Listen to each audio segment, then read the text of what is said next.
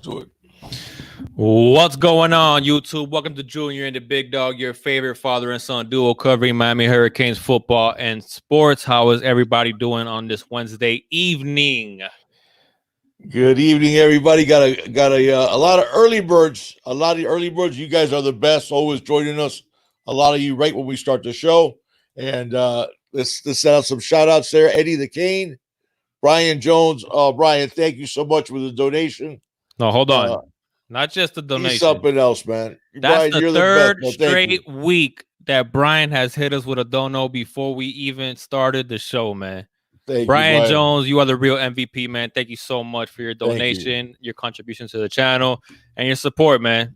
We really do appreciate it. Thank you so much, brother. Absolutely. Oh, we got orange and green blood. Cohen. Cohen, it's all about the you, Cohen. I'm gonna get to your question too that you hit me up on Twitter, Orange and Green Blood, about the helmet stickers, and I'm gonna pose that same question to the chat once we get started. So to get everybody's see what everybody Going. thinks about it.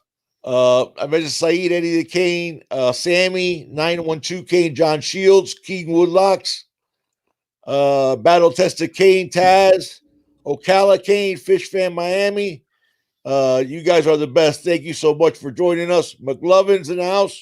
Hey, if you guys if anybody's new here, tuning into Junior the Big Dog for the first time, man, please subscribe to our channel, hit that like button, hit that notification bell so you get notified anytime we do upload a video. Hit the notification bell twice so you get notified all the time. Me and the Big Dog go live, as well as when we just upload regular videos. And also hit that like button if you can, man. That way this video could get shared as much as possible to as many people as possible, so we can go ahead and jump into some spring football and talk some Canes football. Finally, it's here, so it's a very exciting week. It's the first week, so there may not be the meter for overreaction will be at an all-time high of the first week, but it's fun, man. It's fun. It's something that we've been waiting for a very long time. Get that taste out of our mouth. I like my man Cameron Harris says. Cameron Harris says. What do you want to talk about 2019? That's past us. We didn't even know what happened last year. So short-term memory on to 2020 and beyond. Absolutely. So hey, let's get it, man. Thank you guys for joining us. Absolutely. DeMonte Primo, what's up, Primo? Ben Pratt, Cripe Cat. Wholesome one in the house. Yes. J Play, Hialeah Bread. All you guys, man. You guys are the best, man. You guys are the best. Listen, man, as far as overreactions, I'm here for it. Dude, there's a lot of people. If the fans are overreacting, a lot of people in the media are overreacting right along with them. And I think it's because of all the noise that we made in the off season. Yeah, but I mean, let's be real. We saw a lot of the same overreactions last year as well. True, practice but got started. Let's face it, man. Football in 2020, you go as far. Don't get me wrong. Defense still matters. All these other positions matter, and all these other units can lose you games and can lose you a chance at a championship. But football is and always has been, to a certain extent, quarterback dominated. And I think what people see in De'Aaron King is that for the first time in a long time, we have a proven guy who's already done it at a very high level. Obviously, he did it in 2018, so it's somewhat removed from that, but he's done it at a very high level. Yeah. So I think that's part of the expectations, along with, listen, you heard how Jalen Phillips was looking like, right? Yeah. Jalen Phillips is tearing it up. Yeah. He's proven to be exactly what we expected. Mm-hmm. Absolutely unblockable. Yeah. And I'll tell you right now, I'm going to ask this question to the chat, especially even the older guys, the guys that are closer to my age. Oh. Name me a time that Miami had more defensive end talent than we do right now with Greg Rousseau, Jalen Phillips, and Quincy Roche. Now, I'm not even going to talk about Jafari Harvey and all the depth that we have there with the Williams gang, all those guys. Right.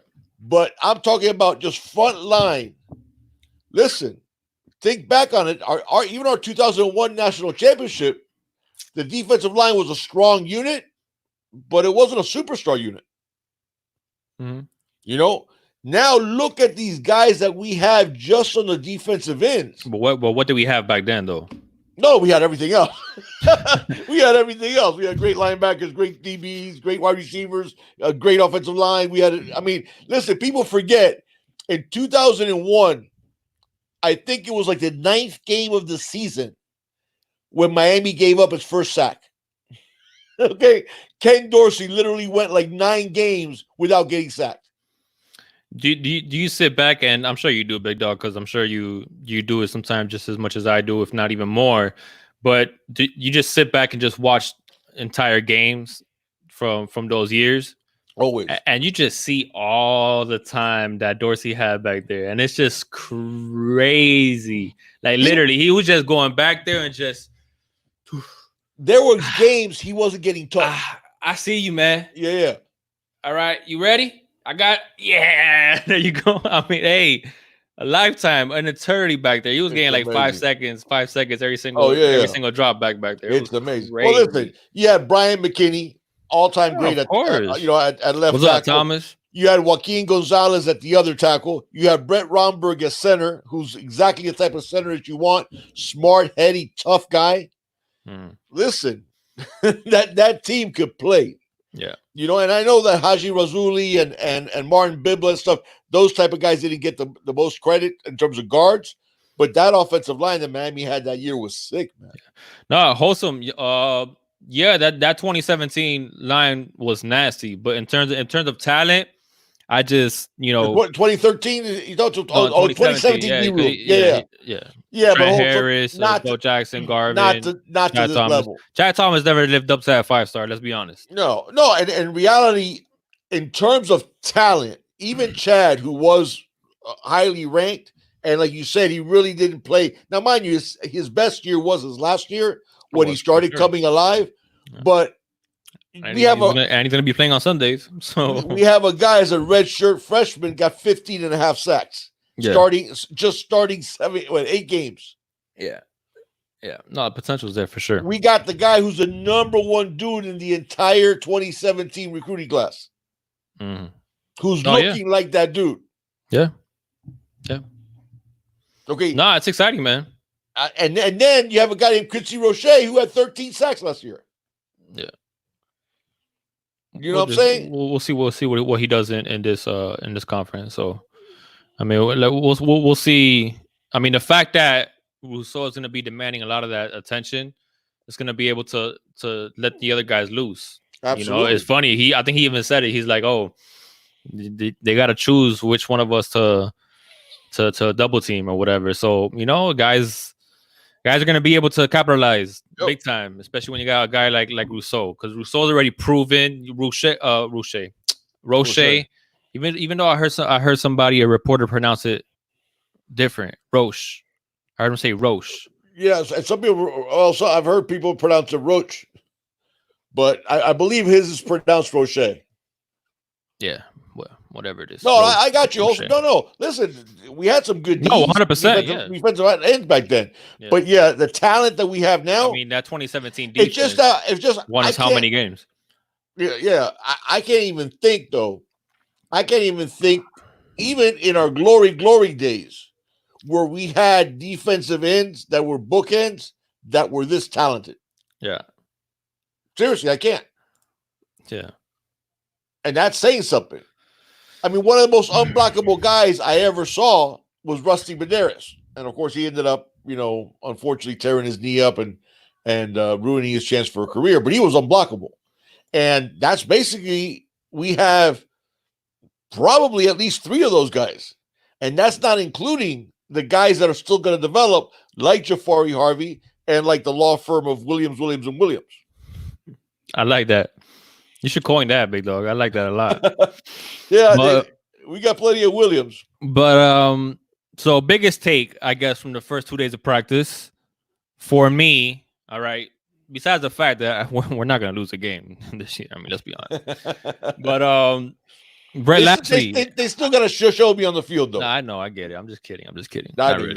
It's come a little bit. But, Red Lashley, man. Listen, I love the intensity, frankly, from Lashley.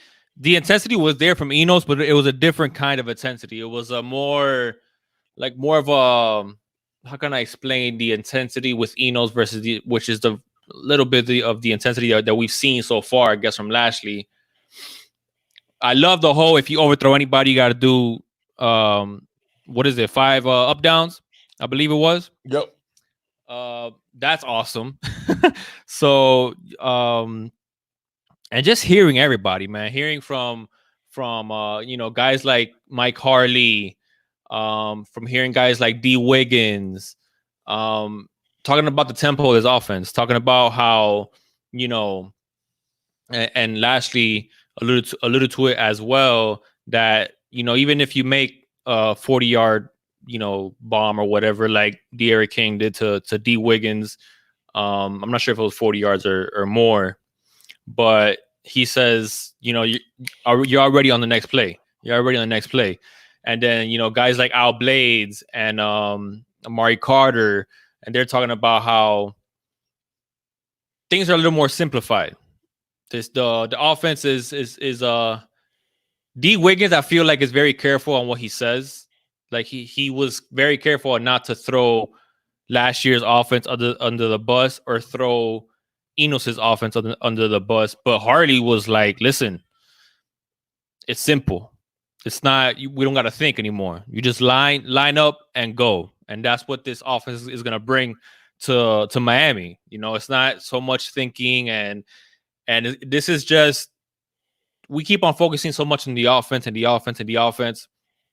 Think about what it's going to do to our defense. Our defense is already really, really, really, really good, and we expect it to be great this year. With the more experienced team, especially in that secondary, and what I mean, not enough And could be said from that defensive line. the place that we're losing experience in the linebacking core, we're gaining athleticism. Right, but yeah, but my point is that this is gonna help out the defense a lot. Like this up tempo offense, okay, communication has to be That's what key, man, when it that's comes what to we're this playing defense. against. That's what we're playing against most of the time. Exactly. We're So playing against spread teams that go up tempo. more hand signals, more communication between guys. You're not gonna see the miscommunication that we saw last year. Perhaps DJ Ivy with that fake punt for a touchdown pass. Like the communication channels are much different when you're facing an offense like this, and you're gonna be facing an offense like this every single day in practice now. You're not just preparing for this kind of offense against a team. No, this is the offense you're going to be going up against every single time, man. So it's going to be Yep. quick. Our guys, I mean, listen, the Feely effect, we know what it's about, and it's here. And we've seen, guys, how amazing they're looking even last year. And then now this year, you see some of the guys, the strides that they've made in the weight room. Now add to that as well the conditioning that is gonna be going on with this high tempo offense, for the offense and for the defense, man. So those are things that I'm super excited about, because I just think that, listen, man, we've always said the talent has never. I think we talked about a little bit last week, Big Dog, about the talent at the University of Miami. Nobody is close to us in terms of talent in the Coastal. It's not even close, in my opinion. Okay, and it's never been a talent issue when it comes to playing in the ACC. It's been coaching, it's been offense, it's been the lack of depth in certain key position groups. So, but it hasn't been the 11 on the field in terms of talent. So I just think that, listen, man, line up and go. I mean, that's what we're finally gonna see. Playing fast, playing fit. What Manny Diaz envisioned and what Manny Diaz said that the offense was gonna look like last year, in terms of trying to bring that same philosophy that he brought to the defense of playing fast and playing violent and playing physical with the defense. Now we're really going to see that fast, that physical, well, not really physical, but fast up tempo offense that Manny was trying to bring in with Enos, and supposedly what Enos promised Manny that he was going to bring just never came to fruition for a variety of reasons. But we're leaving 2019 in the river. We're not even going to talk about that. And the thing is that one of the excuses that Enos used not to do that was that the players didn't have a good grasp of the offense. Right. Well, that's the OC's fault. Yeah. No, 100%. Because your offense, I think I told this story. By the way, I want to clean up. A couple of people had some quick questions. Cam Williams is the person you're talking about, Hollywood, from Hollywood Chaminade, Madonna. He was an academic redshirt last year, so he should be hopefully ready to contribute this year, or at least battle for a little bit of playing time. And then they were asking about Greg Olsen being, if he's a Pro Football Hall of Famer. I think Greg would have to play another couple of years and actually sort of wipe, because everybody, what they remember for the last few years from Greg is that he was getting banged up a lot, and he would be missing games. I think if he can do a couple of years some good numbers, then I think he's definitely a Hall of Famer. In my book, he's a Hall of Famer, not just because of my cane shades, because he was a complete tight end. He was a guy that could block. He was a guy that could do it all. So in my book, he's a Hall of Famer. But I think in order to solidify it, he still needs to play another couple of years. And then he's done though, man. Yeah, he is done. He's done. But hey, listen, he's signed with the Seahawks, so we'll see. We'll see what happens. But he's done though. No, but when he's healthy, he's still making plays. Oh, that's a key word there. When he's healthy, yeah, unfortunately, he is getting banged up a lot. Man, a lot of foot issues, man. I think right now he's borderline, and that's my opinion when it comes to Greg Olsen. That's what I agree. I agree. Yeah. So I mean, yeah. Thomas says, we got to get to Orange and Green Bloods thing. Yeah, I'm rocking the Ray Lewis today. I haven't rocked this Ray Lewis in a while, so it's a little big on me, but I put on some extra pounds since it's a Twins game, man, so it's fitting me pretty good. You go where I was asking Michael Irvin's number. Who was that? 47. I don't know. That was Mike Irvin's number. I don't know why. I don't know why he's equals 47. I don't know. But what was I gonna say? Thomas. He's saying he's playing devil's advocate. He said a lot of defenses practice against these type of offenses and still suck. It comes down to execution. That's on the players. That's true. A lot of defenses don't have our talent though, and that's what I would point to. I think we had it. I think was it you, Thomas, that we had it back and forth last week. Yeah, about the talent. Yeah. I see what about the talent. Thomas. Yeah, you've been through this, Thomas. You do have to execute. There's no doubt about that. Yeah, for sure you do. You still have to execute. But when it comes to talent, man, listen. One thing I think it will hurt us is the depth that we have at corner. I'm concerned about the depth that we have at corner. But corner is a place that we can't deal with injuries. We really can't, because you look at Blades and Ivy are the presumed starters at the two corners, and then you have Christian Williams who's playing well now. And he got a pick, but then he also got burned. He also got lit up. Yeah, and listen, that's going to happen when you're a freshman. And I don't, basically he's a redshirt. It's going to happen. He's a redshirt freshman, but he's a freshman, and you're playing in college football, especially against the type of speed that we have. You're going to get toasted. You're going to get toasted a time or two. So, yeah, that's something we didn't even touch on, man. Michael Irvin's gone. Michael Irvin Jr.'s gone. Oh, that's true. Yeah, that's true. Yeah, I do wish him luck. Wish him the best, obviously, man, for sure. And obviously, this was not the right fit for us in terms of he wasn't ready to really take on big steps. I'll tell you what, man. Obviously, the book on Al Blades hasn't been written yet at the University of Miami. But man, our legacy players. Oh no! I was gonna say Anthony had said who go in first, Gronk or Olsen. Anthony, that's not even close, man. Gronk could put on the jacket already. Yeah, Gronk. To give you an idea, Gronk made the all-time top 100 team already. So that gives you an idea. Concrete. That's what I've been saying about Christian Williams sneaks in to be a starter. It's possible. There's a possibility. Listen, the only I thing like him, that man. He's tall. He's long. I mean, the talent's there, no doubt. and I'll tell you what, for his size, he has real good hips. Um, I know that Rumpf was working on him a lot, concrete, on playing lower, on staying lower, because obviously it has to be a lot easier to come in and out of the breaks and stuff like that.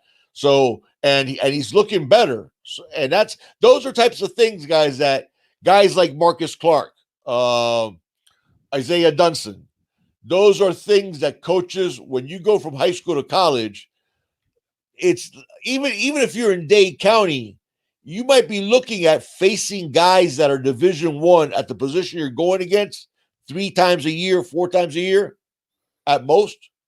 So when you come up to college football and you start seeing, man, I mean, let's remember D. Wiggins got timed over 23 miles an hour on grass. Okay, think about that. Usain Bolt, the fastest he ever got timed was at 27. D. Wiggins got timed at 23 on grass, not in a track. Okay, so that gives you an idea. And listen, you're going to get toasted a time or two, and that's why DBs, cornerbacks, man, you got to have a short memory. You got to have a short memory. So Corey's another one, man. He is asking that who do I think is more ready, Keyshawn Smith or Redding or Michael Redding? I would say Redding. Now remember, Ian. No, not ready. Not ready. He says, in your opinion, he said, I thought you said who do you think is ready? My bad. No. Who is more ready, Keyshawn or Michael Redding? The thing is, Ian, that remember, Redding is injured, so he's not going to be out there now. How long he's going to be injured, we'll see. Manny Diaz did say that everybody that was injured now is expected back by the time they reconvene in the summer. So I think Redding, the thing with Redding, man, is that build. I mean, that dude is ripped. He's shredded. He's college ready.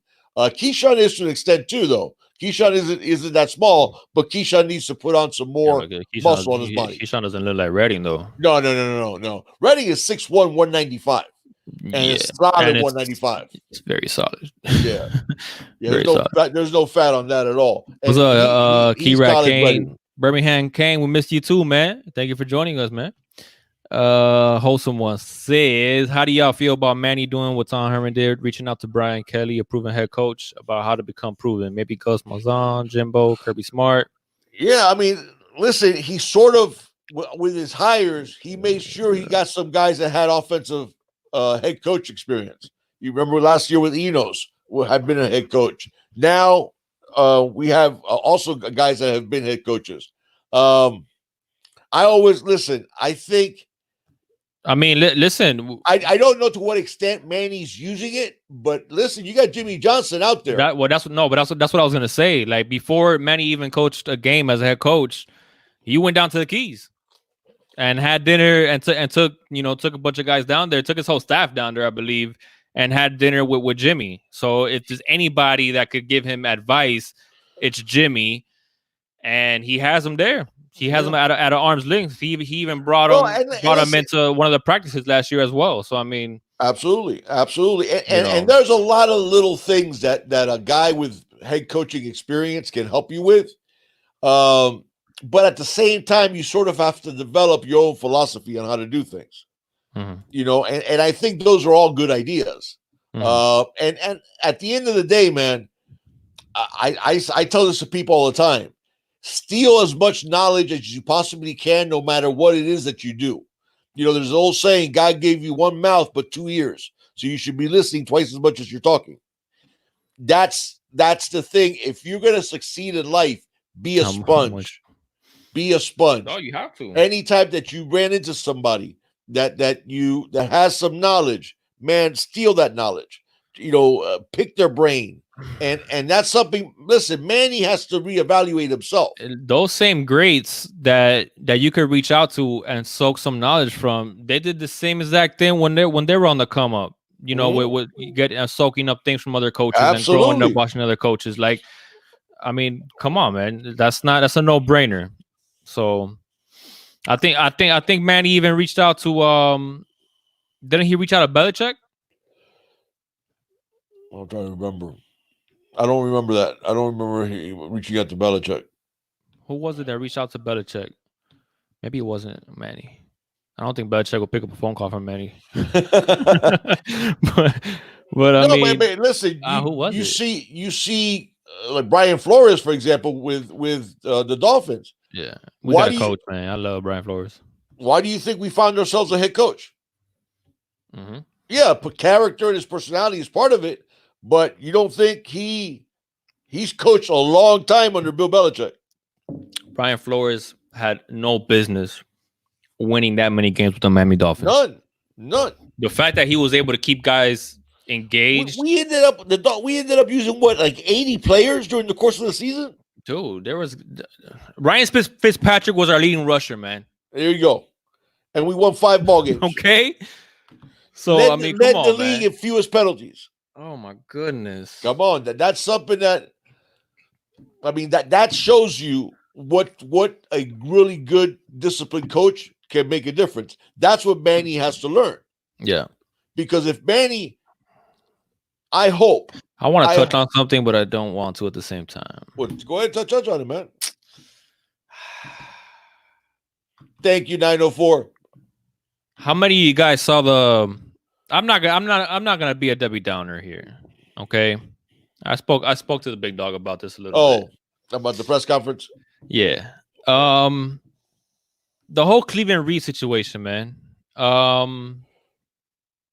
Some eyebrow raising things that I'm kind of like about. When asked about the whole Cleveland Reed situation and asked about, bringing them back, and that Cleveland Reed said that he made a mistake and whatnot.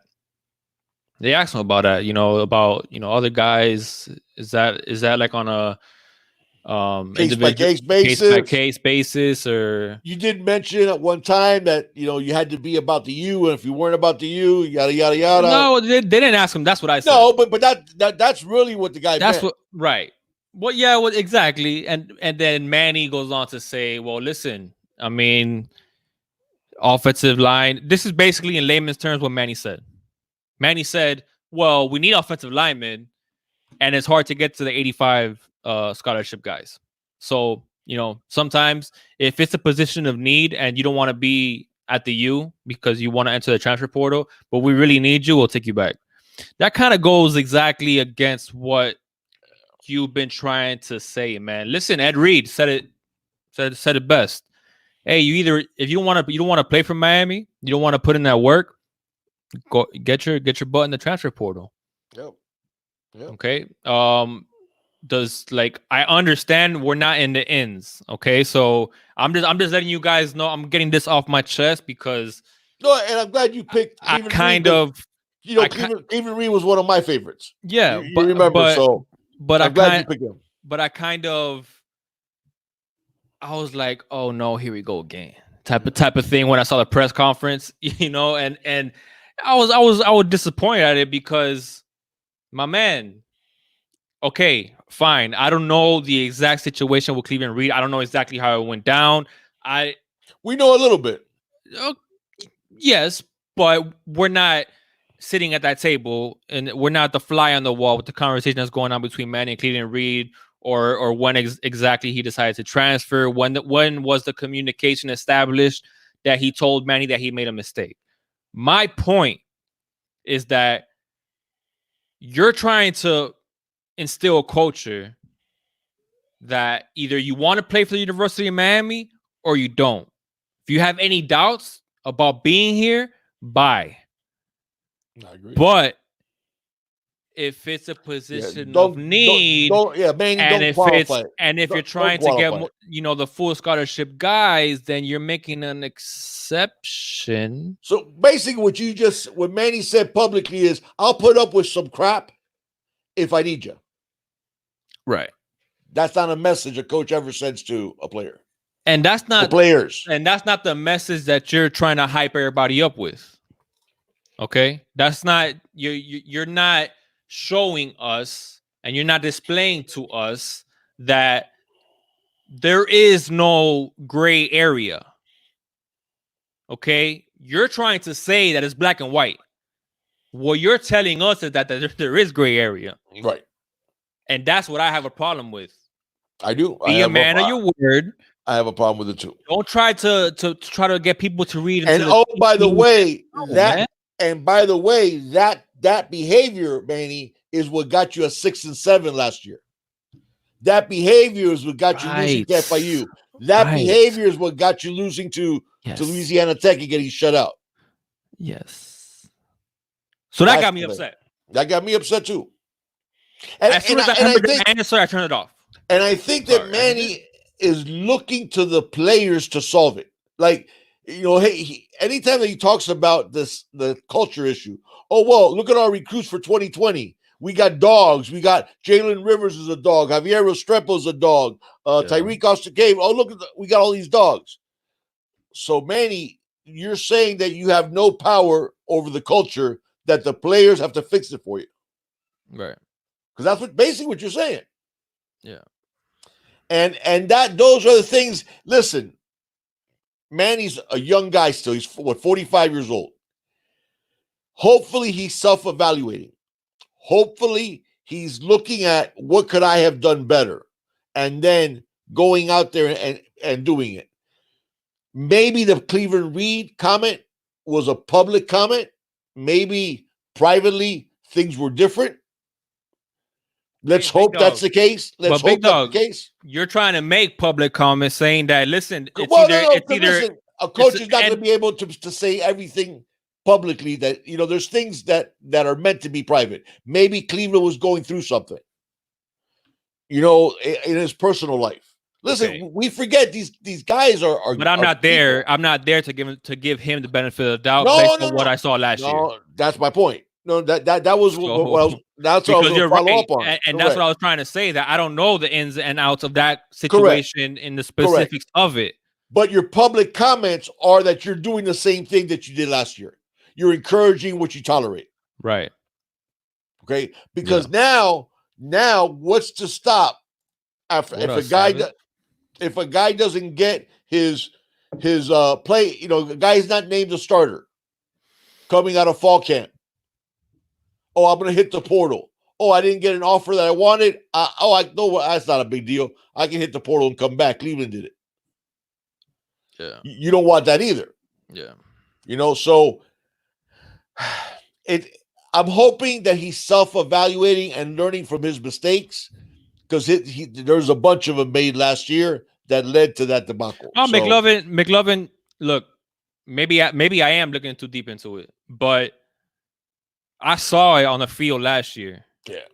And I saw those press conferences last year. So maybe this particular case is different. But what last year taught me about Manny and his press conferences, and what last year taught me about him not necessarily holding up his end of the bargain when it comes to handling players and handling certain issues, it was enough to raise a red flag for me. But you're right. I digress. It could be a completely different situation. It could be. But that was just something that I took from the press conference, and I was just like, eesh. It sounds like the same Manny from last year. You get me? So like I said, man, I'm not trying to be a Debbie Downer, but whatever, it is what it is, man. Right. At the end of the day, I plead some ignorance in this situation because I don't know. Like Big Dog said, man, maybe there was a certain situation and that situation was different.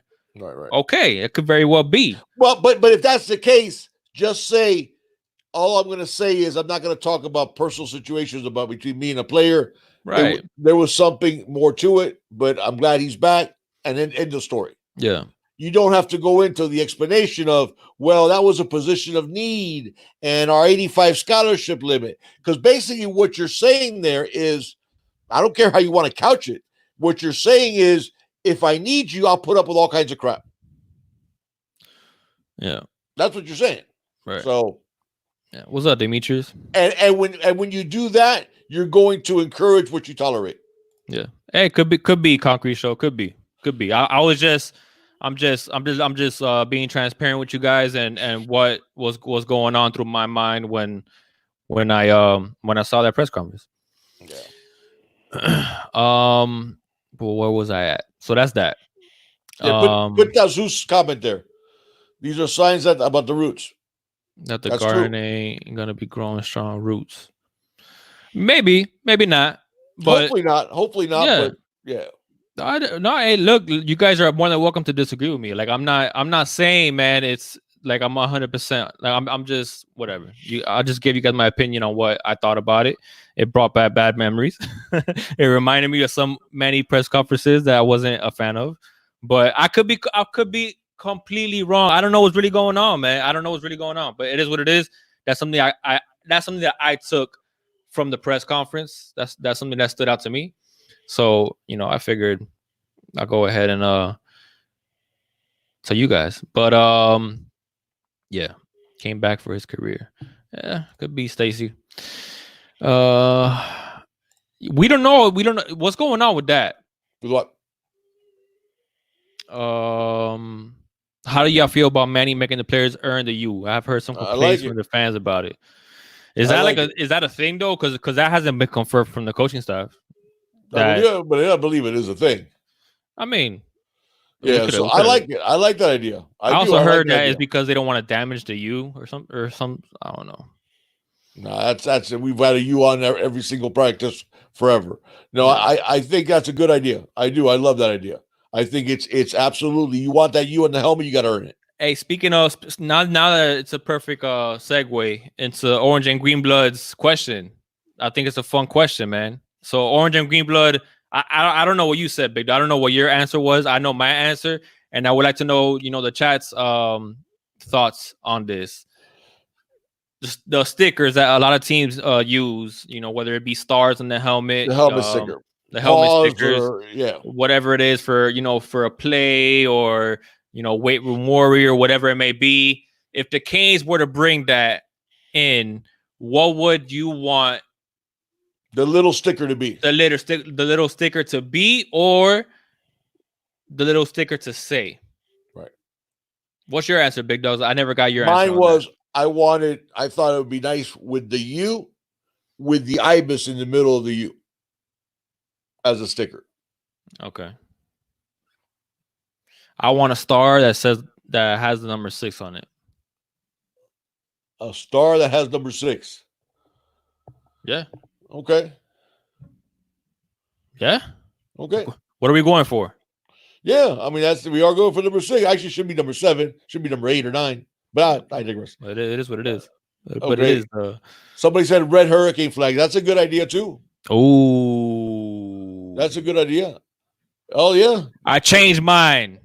I want the red hurricane flag. I like that. I do. I like that a lot. I like the idea. Well, boy, hey, you're in the lead right now with that one. Ibis with the shape of a tornado. Okay. Todd also says the ibis. TNM. That's not funny, Ian. Sticker that shows 305. I like that one. Hurricane. Yeah, the only thing I don't like about the 305 Savage, which is what I said last year when we got the chain, is we got to remember we also got a lot of players from Broward and Palm Beach. Yeah. So that's the only thing I didn't like. But you're right. I mean, the schools in Coral Gables and a lot of the players in our history have been from Dade. But I would like to see, that showed a little bit more that we also had a lot of 954 players. All right. What boy? I'm inserting your suggestion into the suggestion box for the Miami Hurricanes. And Orange and Green Blood, you never got back to me about what yours meant. Yeah, I think he has a really good one though. So he's gonna let us know what the really good one. Oh, here he is right here. All right, he says FMB for my brother. Every time players listen to the other, they see what they did for each other. Woo! I like that. Fire. I like that a lot. Orange and Green Blood. That's tough. Yeah. Listen, one of the things I don't know if you guys got a chance to see it, but one of the things that Ed Reed talked the most about is that they used to hang out together all the time, the entire team. Yeah. Or, it was, like the famous fight with Shannon Briggs with the boxer. It was, you fight one of us, you're going to have to fight all of us. Yeah. You better come prepared. And that was the attitude that they had. Hey, the famous brawl in New Orleans. the infamous brawl in New Orleans. Right. They had no shot of winning that fight. Yeah. You know, and that's the thing. So it's that type of brotherhood is I what like you that. I need. like that. I like that. What is that? Middle finger, Middle everybody, finger to everybody.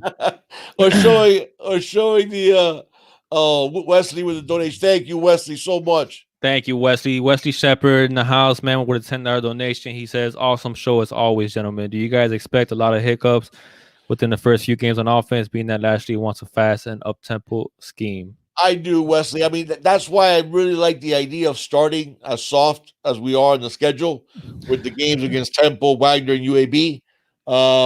You're always going to have those hiccups. And a lot of times you have to remember up tempo, you kidding me now? the players are getting signals from the sideline. Yeah. So once they know it is fairly simple, but you're going to have hiccups.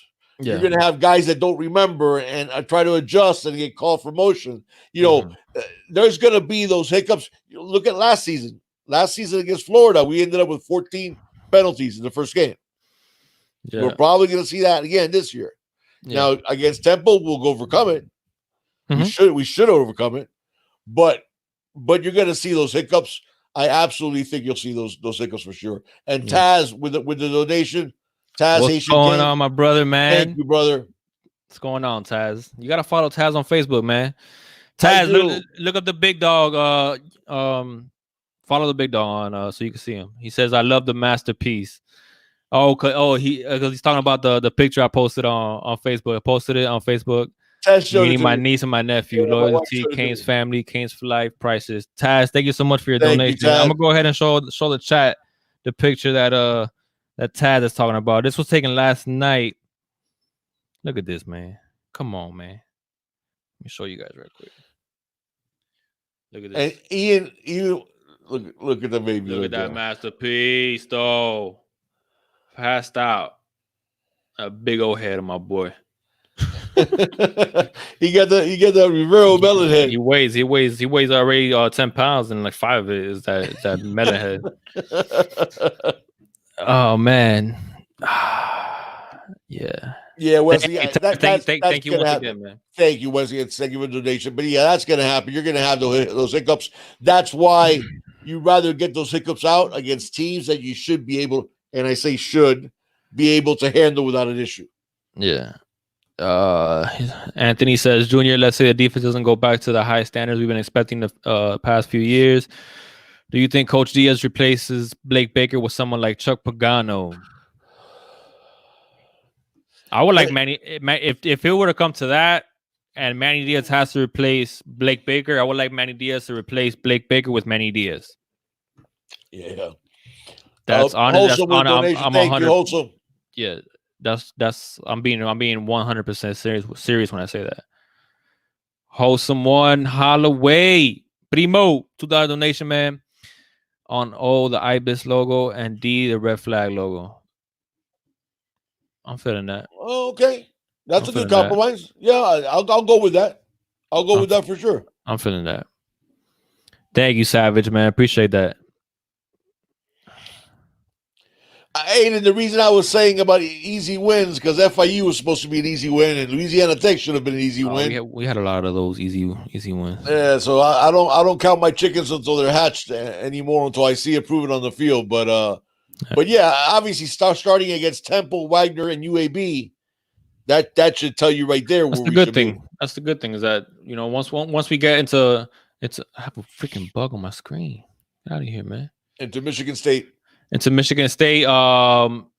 beyond, when we start getting into conference play, those hiccups should be gone. So hopefully 14-0-0 Canes. That's a real good comment. I'm gonna get to it right now. Aiden Chris, Temple is not easy win. Temple going to want to win, so they don't give a crap. Slim Shady with the donation, he says, "What's up, y'all?" No, they are for sure. Thank you, Slim Shady. Oh, I haven't seen Slim yet. What am I gonna call you? 1400 Canes. I'm gonna call you 1400 Canes. Do y'all think having spring break right in the middle of spring practice will have some type of positive psychological impact on how we perform after a bye week this season?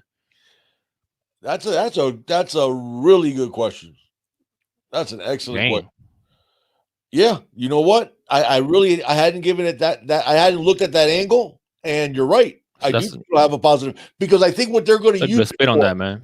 Yeah, I think what they're going to use it for 1400 is Lashley is going to give the QBs and the rest of the receivers, even the running back, some a ton of information that they have to work on their own.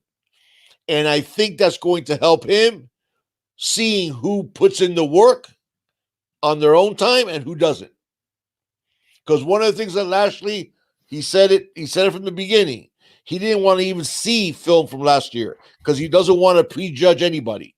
He wants to clean slate. Everybody starts off from zero. Right. But I think since that's the case, he can see for himself who is going to put in the work during that off period. Mhm. And yeah, to go back to those struggles that we had after the buys, that's going to go towards a long way. Because if players look at a buy like, oh, now it's time to party, or they look at the buy, man, when I come back, I want to be a different dude than the last day of practice. Because I want to know this so damn well that I can react and just play loose and play fast and not have to think. Yeah. Ian.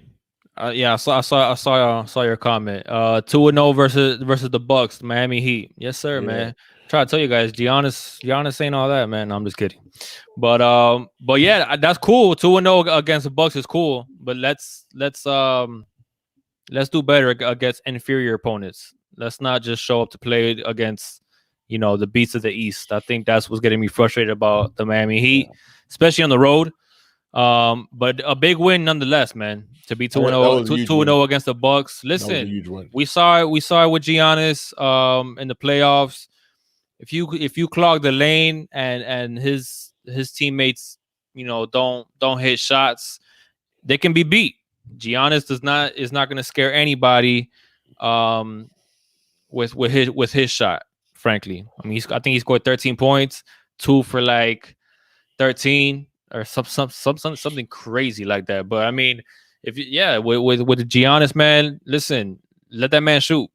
Just Thank you, Danielle. don't allow him to get in the paint and tear you up. So I think it was a big win for sure.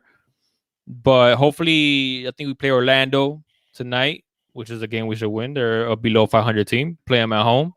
I want to see us continue this continue it and hopefully gain some momentum and close out the season strong, man. I want to see us get some better seeding as well. Celtics scare me a little bit. Celtics are pretty deep, but we play the Bucks pretty good, man. We play the Bucks pretty good.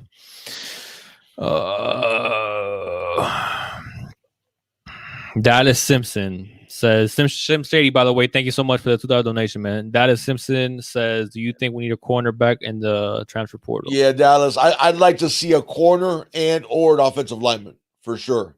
I'd like to see. Thank you, Daniel. Yeah, I'd like to see a corner. I'm saying, and an offensive lineman. Probably, if I had to put them in order, I think corner even more so than offensive lineman. Because you realize that at corner, yeah, we could slide Gilbert Frierson back to corner if we had to, but then that would leave us without a lot of experience at the striker. Man,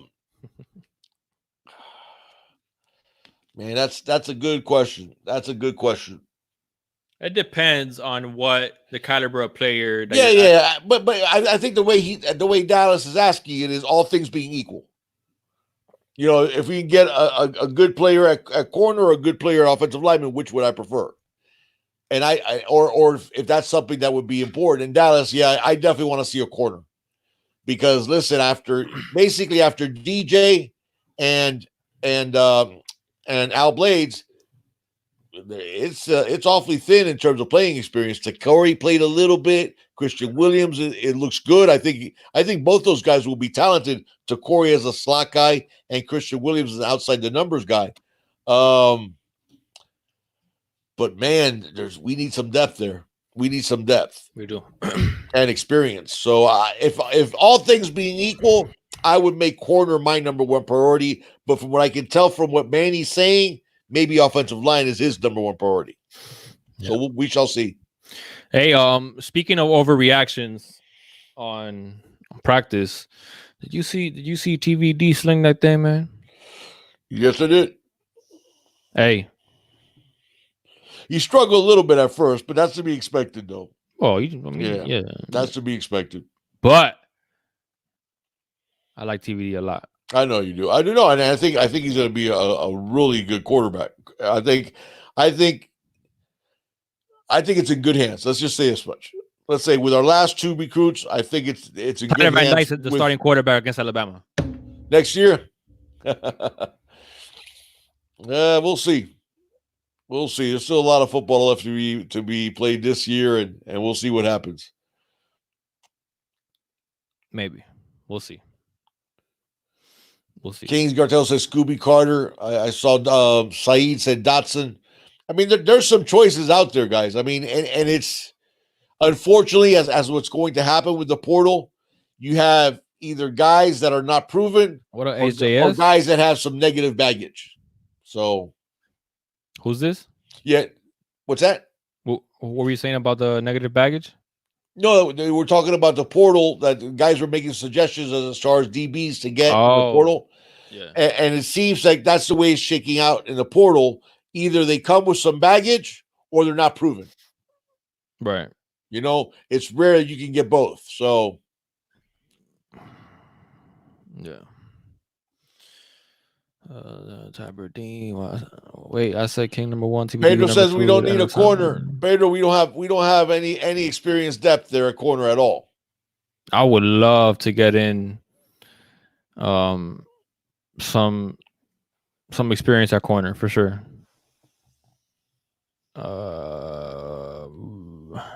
Ian said Steven Ortiz Jr.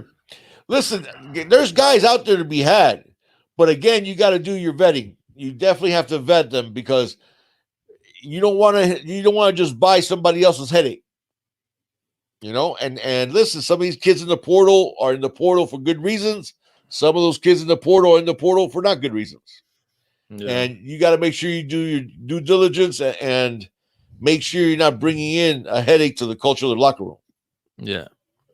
Oh yeah. What about the North Dakota State linebacker? Olsen says he's the real deal. No, but that's another. But you know what? Linebacker is different.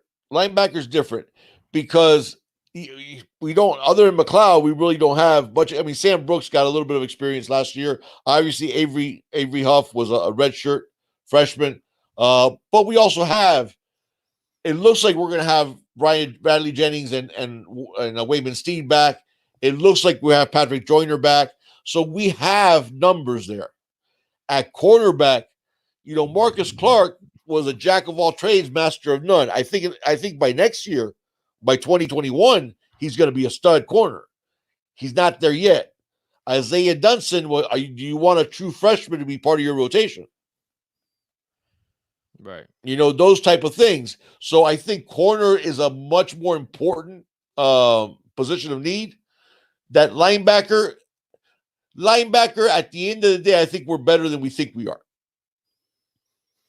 Now, if we get hit by the damn injury bug that we got hit the linebacker last year, where we got the news of DeAndre Wilder being the done for his career, Bradley Jennings being done for the season, Wayman Steed tearing up his other knee, it was like, what the hell's going on with our linebackers, man? Yeah, I mean, we had some practices. We had like 2 healthy linebackers. Yeah. Yeah, orange and green blood. I think the Canes might have let out cat out of the bag with that the little intro video for spring. Yeah, I don't know if you saw it, Big Dog.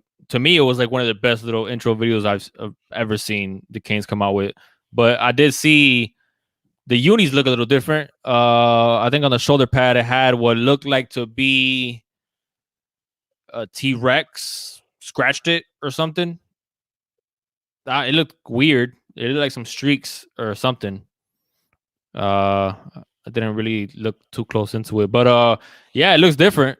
It would be cool, I guess, a different uni. Haven't really come out with more than that.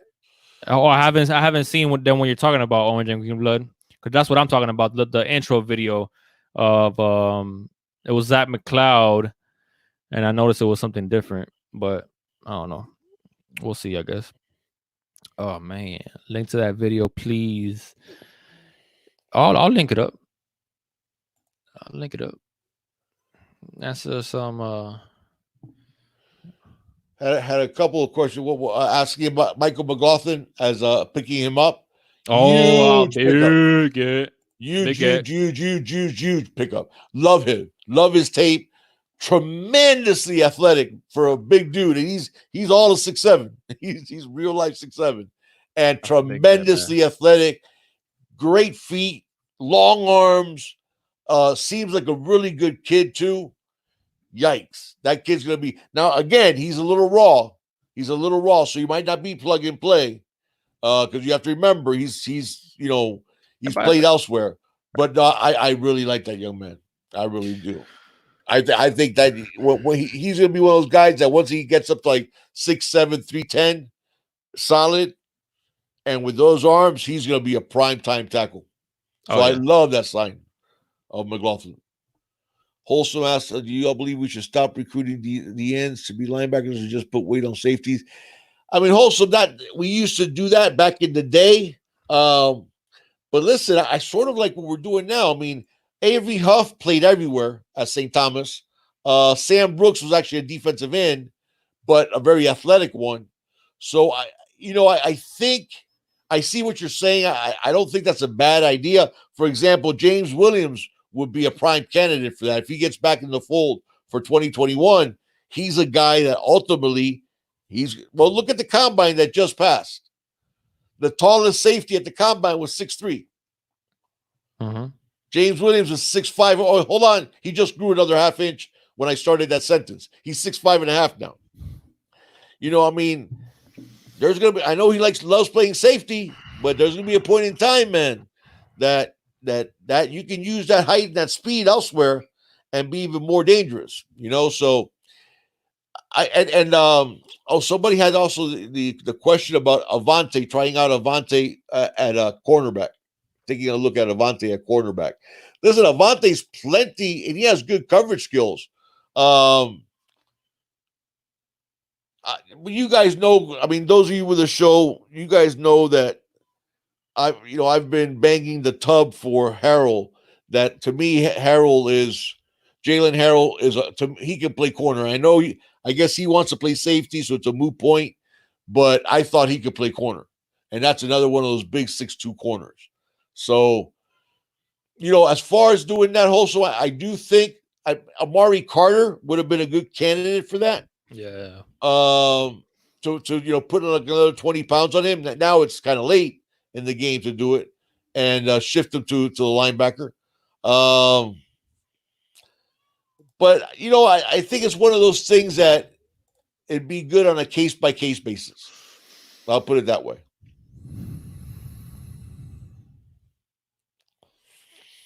Young Buck said that we should keep Carter at striker and keep Keandre Smith at safety. Yeah, Harold is huge, man. Saeed, he's every bit of that 6'2". So I mean, I don't know. I mean, those are things. Those are things that as soon as you see the guys first, obviously, you want to see when you see him live in practice. You want to see as they're developing. But I always thought Harold has the hips to play corner. He has. I mean, his skill set is exactly what you want in a big corner. Now we'll see. We'll see what ends up happening. And Huff, I think Huff is a beast. I put too much pressure on him because the guy who reminds me of is Jesse Armstead. And he has the same type of build as Jesse Armstead. And Huff is, Junior knows, Huff is one of my favorite guys from last year's class. But, of course, we never got to see him because he was an academic redshirt. So. Mm-hmm.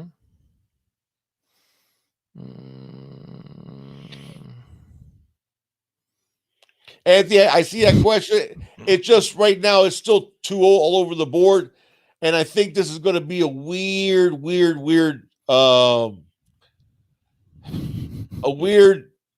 season in terms of recruiting, just because we ended up with a horrible season last year, then got a lot of buzz in the portal, signed the guys that we went after, the very top guys in the country, and got some juice again. That now you're going to have a lot of guys, especially if we start rolling in the regular season, piling up wins. You're going to have to see some holler back guys. Some guys that are going to come back into the fold. So and 2021 is such an amazing class that right now I guarantee you we can do, like, you guys know when we do our recruits our target videos, that we go, the guys, the prospects that we're talking to. That 2021 class is gonna be The 2021 class, we couldn't even do a show like that yet, because there's going to be guys that we're going to make a run to, especially if we're 6-0, 7-0, or 7-1, and there's going to be guys circling back, going, "Hey, maybe they are going to turn the corner in Miami." yeah. And that's the thing. I think this is going to be one of those weird classes that until they sign the paper, either in December or February, we're really not going to know who's who. Yeah. Austin Kane says, "Is Cam Williams being overlooked? He Thank you, seems Alice. I like a agree. potential star at defensive end." No, absolutely. Austin, I mean, the two academic red shirts for last year, that was true with both of them, with Cam Williams and with Avery Huff. I think since people didn't see them because they were academic red shirts, they sort of out of sight, out of mind. And people forgot how good Avery Huff was. And look at what Cam Williams did in high school at Chaminade. The dude was a beast, and he's tremendously athletic. Now, the thing with Cam is a lot of decent straight line speed. I don't see as much agility as I saw with Jafari Harvey. But Cam can be a monster. That whole Williams of Cam Williams, Quentin Williams, and Chance Williams, who I might like more than all of them, all the other Williams. Yeah, I mean, Chance Williams ran a 4.5 40, guys. A defensive end ran a 4.5 40. And when he went from 214 to 238 and still ran a 4.6 at 238. So yeah. Slim Shady with a donation. Thank you so much, Slim. He said, "How soon do you all think King will acclimate to playing real defenses this year?" Because honestly, he's coming from a group of 5. Yeah. Well, he was coming from a group of the Big 12. It's even low below that. He was coming from with Houston. He was playing a group of 5 conference. Yeah, I mean, and it's no doubt that conference isn't known for great defenses. They're known for putting up points. Oh man, I don't listen. Hey, just give me 1 second, big dog. My baby boy is kicking and screaming. Give me 1 second. Okay, you got it, dude. To give you an idea, I don't think it'll be as much of an adjustment, just because of with De'Aaron King, you're looking at a guy who's tremendously athletic. And a guy, listen, this is a guy, when people say that he's a running quarterback or a dual threat quarterback, they're missing the point. De'Aaron King can run the ball like a running back, and like a prime time running back, who can also throw the ball like a quarterback. And that's telling you something. So I don't think there'll be that adjustment from De'Aaron King into Power 5. I think he translates to one from the other. 904. You guys remember we talked about it. Remember 904 like a few weeks ago? What did I say? That Roche is not guaranteed to have that starting spot next to Russo at the other end. Jalen Phillips. Listen, guys, please watch the tape. You guys, we have it in our video library of our defensive. I think we did a breakdown of Jalen Phillips. We did, and watch that tape, man. His tape is special, and a different kind of special than other special players. Jalen Phillips' closing speed is, guys, literally, you watch his tape, you start wincing for opposing quarterbacks. John Paul says best high school tape ever. It's scary. Jalen Phillips' closing speed is scary. And by the way, he's so agile, don't think. They have Phillips and Greg on the same side, strong side defensive end. That'll change, though. I think that'll change. I think one of those guys will move over to the weak side, Wholesome. But the chance be as good as Rousseau. Ian, there's a possibility, but the thing with I want to say with Jalen Phillips, guys, when you look at that tape, his like when a quarterback takes an evasive action. Now you got a quarterback slides back in the pocket. You got the defensive end coming in, and you have these quarterbacks that can make a little shake and go, climb the pocket or reverse the pocket. You do that on Jalen Phillips, you did nothing because his lateral agility is amazing, and he gets there with violence. Listen, man, his tape was special. And yeah, I mean, I think Jalen's a little bit longer than 904. I mean, I'm sorry, I think Rousseau's a little bit longer because Rousseau's a legit 6'6", might even be a notch closer to 6'7" now. And Jalen's a real 6'5", but man, just as fast, every bit as fast as Rousseau. And in terms of that 10-yard closing speed or 5-yard, man, I'll tell you what, Jalen Phillips, you watch his tape, guys, I promise you'll wince. You'll wince. You'll see it and go, ooh, like it's something nasty is going to happen to that quarterback. That's how fast that dude is. It's scary. It's scary. If you're a quarterback and you're playing the University of Miami, you better put on your big boy pads. Yeah, he's ridiculous. So, and I'm glad to hear that he's there. Yeah, they both are at 260 right now, Wholesome, and 260 because they both look like 260 with like 259 of it being muscle. Because neither one, man, has any fat on them. Man, those guys are just monstrous dudes, man. I'm excited. Oh my God, I can't wait to see Jalen Phillips in that orange and green. I can't wait. That's going to be such a good thing and such a good story, man, for the young man. That people doubted his dedication to football and the injury issues and then the accident with the scooter, and to see a young man like that said, you know what, I'm going to start over, and look how hard he's into conditioning. Yeah. Lil Soul says, do you guys think Phillips could start? I think he will eventually start. Yeah. I think at the end of the This day, year. Yeah. Oh, yeah. I know that's the thing. At the end of the day, Lotso, if you look at ceiling, Greg Rousseau's and Jalen Phillips' ceiling is at a place that, frankly, as good as Quincy Roche is, he can't reach that ceiling ever. Greg Rousseau and Jalen Phillips have number one pick in the draft talent, that type of talent. Quincy Roche has good player, developmental, second rounder, third rounder, that type of upside. Rousseau's and Phillips' upside is number one defensive player pick type of talent.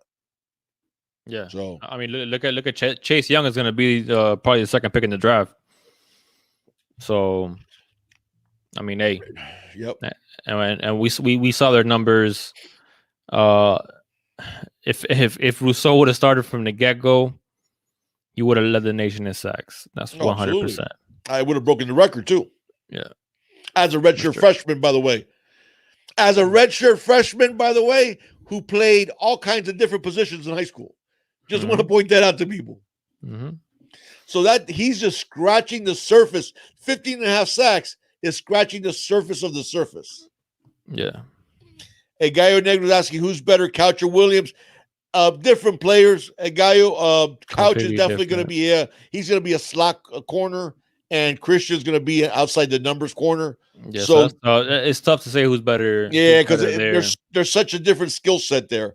I love Couch. I love the way Couch. Oh my Couch God, plays, man. Is he a dog or what, man? Jesus! If you guys haven't watched, plays, man. And guys, when you go into a library, if you want to see Corey Couch play, remember that he was weighing 148 pounds when you saw that high school tape. That dude played 148 pounds, fearless, completely fearless. And not only would he take on the bigger tailback, he'd take him on and put him on the ground. Yeah. So, what do you think about Wholesome's NASCAR package? Phillips, Ford. Okay.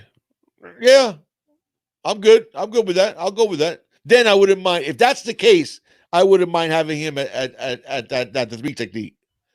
Because what I didn't like Holsom last year was putting him at the three technique and then sometimes rushing with Patchen on the outside.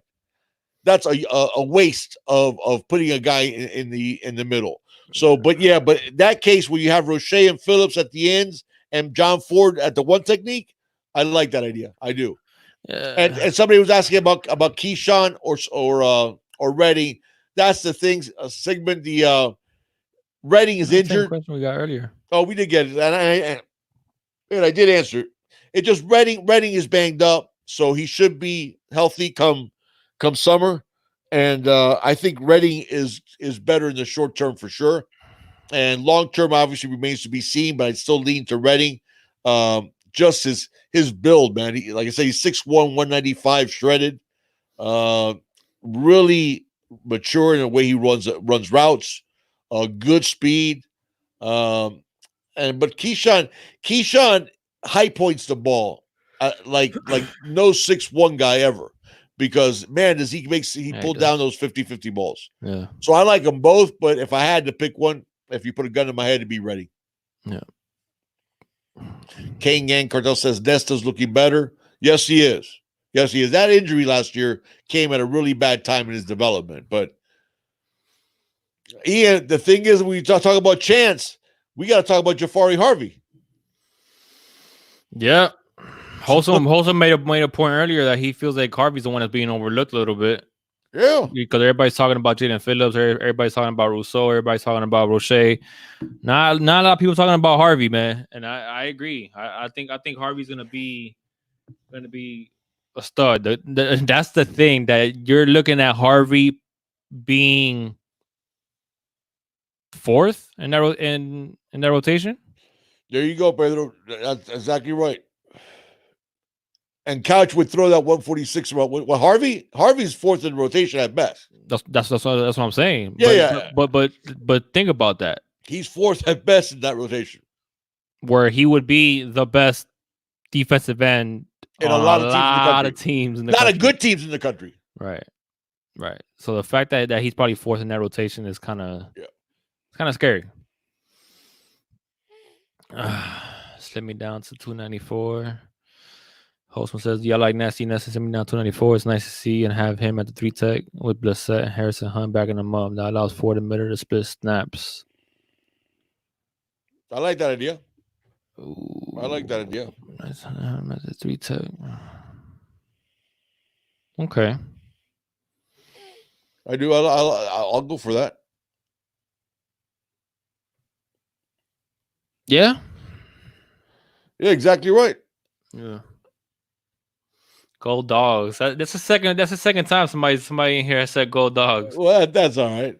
We appreciate you joining us. No, I know. It's just random. Yeah. Thank you for tuning into the Canes, man. And hey, we did give you Lawrence Cager, so you're welcome. Yeah, we did.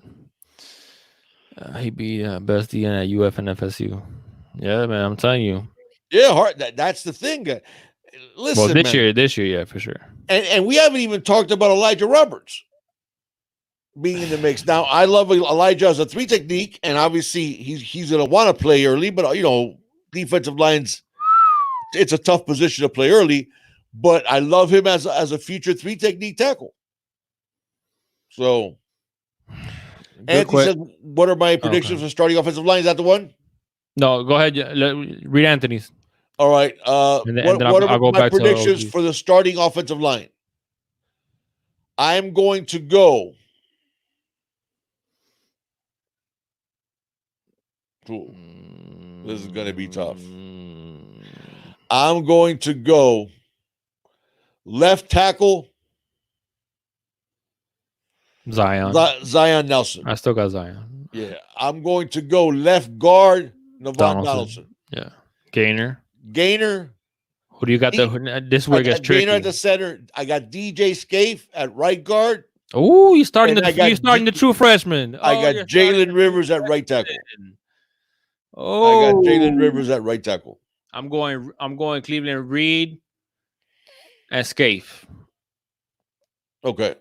Now, mind you, it's still too early in the season. So obviously, Yeah. we need to see what happens in the spring. We need to see what happens in the summer.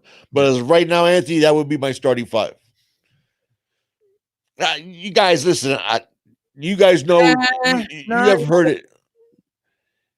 I like everything about Jalen Rivers. I don't know if I'm gonna go I Cleveland. think Jalen is an amazing young man, sharp, really smart, great leadership skills, plays with a chip on his shoulder, finishes blocks. Um, is I think Jalen's the truth. I do. I think Jalen is the absolute truth. Yeah, hey, wholesome. That's funny. That's funny you said that because I was like, you know what? I'm not gonna go Reed. I'm gonna go Campbell at that right guard position, and then I'll go Scaife as the right tackle. Yeah, that's the thing. Is I mean, my problem is what it'll come down to is Ja'Kai Clark. Or you talking about John Campbell? Now you talk about John Campbell at Navon's spot, or are you saying about if we get a Jalen Rivers at right tackle against, he's not going to unseat DJ Scaife. But you might have DJ Scaife staying outside at tackle, like Junior has him. Right. Well, listen, right. Campbell filled in good for Donaldson. He did. That left guard spot. So he did. Why not throw him in? No, and I'll tell you right now, Navon Donaldson is not Ja'Kai Clark at guard. Yeah, Ja'Kai, and he can remember his true position is center, so he can slide inside and he slide to center and give Corey Gaynor a battle for the starting job. You know, but here's the thing: if you look at that is scary, Wayne. Wayne's like 2 freshmen at tackle. Yeah, I know. Well, technically Zion's going to be a sophomore now, but it would. But listen, Jalen Rivers, man, there's something special about that young man. Again, I know this is going back to whatever. I don't know, but I like. Listen, a grade point average. That's one of those, incredible grade point averages, like 4.6 or something. That'll work out amazing if he really does come along and we could have Scaife as in the right guard position, because that's his position. DJ Scaife is guard. In the NFL, DJ Scaife is going to be a guard. He is not going to be a tackle. No, he's not. Period. Okay, he's going to be a guard. Now, that being said, he held it down. He did hold it down. He did, and you can make a case he was our best tackle of the season, and you'd be right. That was not saying. Yeah, it's not saying that. But okay, but he was our best tackle. So, but the reality is that his true position is a guard. Yeah. Now, we'll see. At Kane Gang, yeah, I mean, I like Ja'Kai Clark. I thought he did a great job for being a true freshman. And by the way, a true freshman, not enough people talk about this. Ja'Kai Clark, not only was he a true freshman, he was a true freshman that didn't report until summer. He wasn't an early enrollee. So for that young man to go from reporting late in the summer to, not that he reported late, I'm just saying reported in the summer, to then become the starting right guard as a true freshman, man, that's saying an awful lot. And listen, he could absolutely slide to center and challenge for that starting spot. But what it'll come down to is who's a better and by the way, there's one thing we have to talk about is that in this up-tempo offense, Navon Donaldson's not going to see a lot of snaps at 360. Mm-hmm. If Navon Donaldson wants to stay on that field, he needs to get down to like 335, 340 at most. Because you're not going to be at 360, you're going to get gassed with an up-tempo offense. Mm-hmm. And once you substitute, what happens? The other team gets allowed to substitute. True. Which defeats the purpose of the up-tempo. Yeah. So Navon has to make sure he's in shape to play a lot of snaps. Yeah. Orange and Griebler had a good question. End of the game, I believe it was Orange. I don't know if I can find it, man. End of the game, one guy. Oh, here we go. He said, someone asked him. Hold on, one thing real quick. Mr. Rubicon said 55 might need the red shirt. You remember that's actually what happened with Gaynor. Gaynor played a bunch in 2017, then redshirted 2018. So absolutely, I think that could be a possibility with Jakai. Go ahead, dude. He says about the asks about what wide receiver would you throw the ball to last play, game on the line, anywhere on the field. I'm going Brevin Jordan. Oh, I could pick tight end. I don't care. I'm picking a tight end, orange and green blood. Okay, that's what I'm throwing to. If we you can't pick mine. I can't pick a tight end. You can't pick mine. Mike Harley. Ooh, Mike Harley. Really? He's the one I trust the most. He's definitely not the most talented. Wholesome is going. Says Pope. He's going Pope. Crazy on Pope over here. Yeah, I mean, listen, Pope has all the talent in the world. That hasn't translated yet. Harley, my man.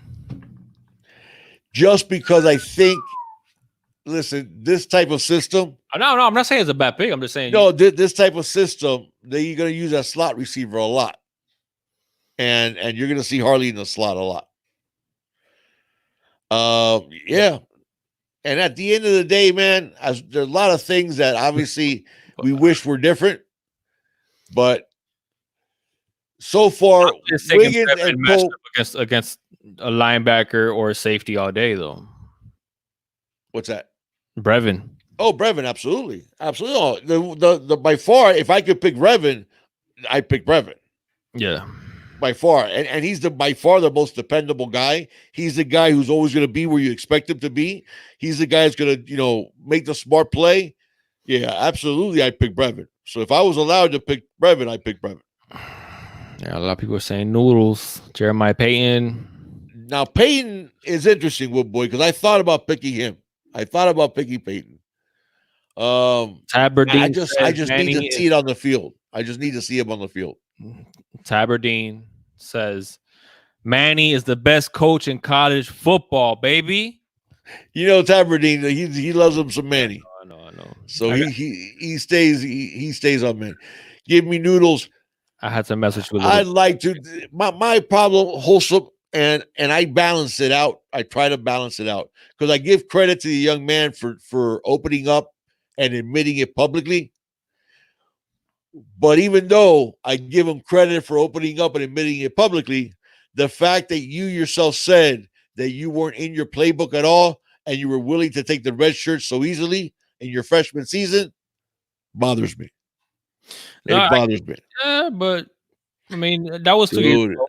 Yeah. And listen, kids grow up. They grow up, but these are still young men and they're growing.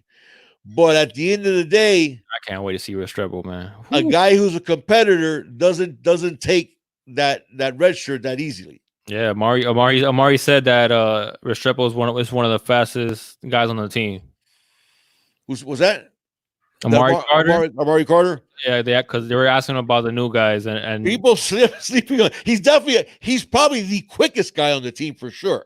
Yeah, short area quickness. I think he even has tape beat in short area quickness. Yeah, but he also has long speed. Have that Pope or that D Wiggins. No, but Tate doesn't have that long speed. Restrepo does have long speed. Yeah, but I think Restrepo's I think is quicker than Tate. Long speed, absolutely. Yeah, absolutely is. Absolutely, and moves. Oh my God, dude! Restrepo's one of those guys that I wish I could have him in a flag football league when I was still getting able to walk around because you ain't getting his flag. Wait, what? He's said breaking your ankles? Who said that Restrepo's at 202? No way, he cannot be at 202. Dude, he was at 190 and change this year. Was he? Yeah, he's solid. Restrepo's solid, dude. He was at 190 and change this year? Yeah. Hold on. Let me look this up, man. There's no way he's at 200 pounds. HS, I do think that I don't know if it'll come his freshman year, but yeah, Restrepo's going to have a career at Miami. He's going to have a serious career at Miami. It says 186. Last year? Yeah. That's what he had him at? Yeah. There's no way that man gained. Yeah, he could very well have gained it, dude. 20 pounds, bro. That's not 30 pounds. He said 202. Huh? I said almost 20 pounds. Oh yeah, but no, Big dog, or 16 pounds. yeah, but realize when they list you, that's probably what he got weighed at last summer. Yeah, but that's that's now look at the difference in time. In fact, if I'm not mistaken, that weight for Restrepo at 186 was last year in February at the opening. It can't be. It can't. I'm just saying he doesn't look like he's there already. Right, like right. 200 pounds. He looks like he's like 190 ish. Yeah. 202s are like you. Yeah. Oh look, this Olsen says Miami has him listed at 190. Yeah. No, John, he's a different type of guy than Braxton. Restrepo's more. Where can I compare him to Restrepo? No, 16 is doable. I'm not saying it's not doable. I'm just it's doable. I'm just saying like it. I didn't see it like because I Restrepo out there and it doesn't look like he gained 16 pounds from when I saw him in high school last year. That's all I'm trying to say. I'm trying to think of who would be a good comparison for Restrepo. What's that?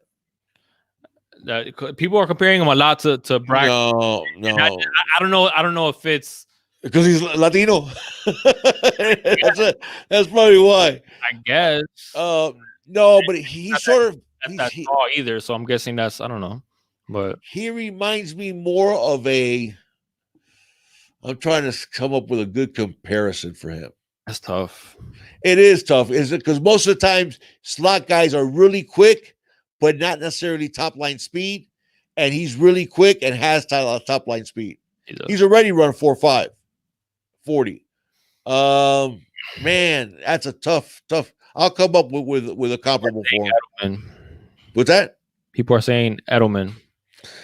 Edelman is faster than Berrios. At least he was, because Edelman's getting up there in years. I like that, boy. Okay, you know what? No. I'll take Edelman. I'll take Edelman. Son Boy beats it. What's that? A faster Wes Welker. No, see, I do Edelman Stunner Boy because he's thicker. Like you know how thick Edelman is? That's Restrepo. Remember, Wes Welker was slight. He wasn't thick. So, but I think Edelman is probably closer to it. I think he was shorter. Hunter Renfroe. That was a pretty good one. But I think again, Restrepo's really well put together. He really is. No, he's there you go. That's a good one, D. That's the one I was probably trying to find. Steve Smith. Now, mind you, again, guys, wait a sec. And D, the way D said it is we're looking for comparable in terms of size and ability and stuff like that. That doesn't mean Steve Smith's going in the Hall of Fame. Okay? That doesn't mean we're comparing a kid who's his first year in college, hasn't even gotten here yet, and a Hall of Famer. We're talking about styles and comparable ability type of thing. So that's a pretty good – Steve Smith's a pretty good comparison. Yeah, I like that. No, you know where – no. Travis Benjamin's speed was at a different level. Travis Benjamin was a 4.3 guy. Ian says Calvin Johnson. Oh, man. I think the closest thing I've probably seen to Calvin. There is no such thing as close to Calvin. There isn't, dude. Metcalf. Oh, now Metcalf's even thicker and stronger than Calvin. But he didn't have, dude. You remember that they measured it, and Calvin's catch radius was the size of a 2-car garage. That's why they called him Megatron. He's ridiculous. I was thinking about somebody that size, that fast. Yeah, you remember he was fast. I think his 40. If I remember, Calvin's 40 time was like 4.39 or something like that. Look that up for me as we're talking. Look up Calvin Johnson's combine 40. I think it was like 4.39. I'm going by memory. And that was 15 years ago, probably. You looking it up, Junior? 4.35. There you go. Holy crap, man! How can you be that big and be that fast, man? Jesus. And that in a 40, we're not talking 100-meter. You know, like Usain Bolt. How does Usain Bolt run his 100-meter? You remember, he's not first out of the blocks. A lot of times he's last out of the blocks. Yeah. And then when he turns it into, he hits that 50, 60-yard mark, a 50, 60-meter, it's afterburners on and bye-bye. Yeah. But how can you run a 40, be that big, and be that fast, man? Oh, my God. Andre's was pretty amazing, too. Yeah, Taz. Andre's more like that DK Metcalf type. You know, because Calvin was slender, framed. But Andre was more like DK Metcalf, where he was built and fast. And Andre ran like a 4.3 and change, too. Yeah, also, I mean, at the end of the day, Randy Moss is probably as talented of a wide receiver as there's ever been. Greatest receiver of all time is Jerry Rice. And that's not open for debate. But Moss is probably the most talented receiver ever. Oh, I've seen that, John Paul. You want to get excited about this year? Watch Restrepo versus Tay at Paradise Camp. Yeah, there you go. There you go. Kelvin Benjamin, Mike Williams. Williams had a little bit. Benjamin was slow because Benjamin's 40 time. I don't remember. I remember his 40 time being slow. Yeah. So I wouldn't put him up there. Irvin Michael ran a 4.5, which for his size, that's decent, man. That's pretty damn good. What do you think? What do you think about Jeff Thomas's time in the combine? Were you surprised? That's okay. I'm gonna break my arm, patting myself on the back. If we had Adam Nolan here, if you're you can talk about it because he and I were DMing about Jeff Thomas, and I said to him I expected Jeff Thomas to run a mid 4.4.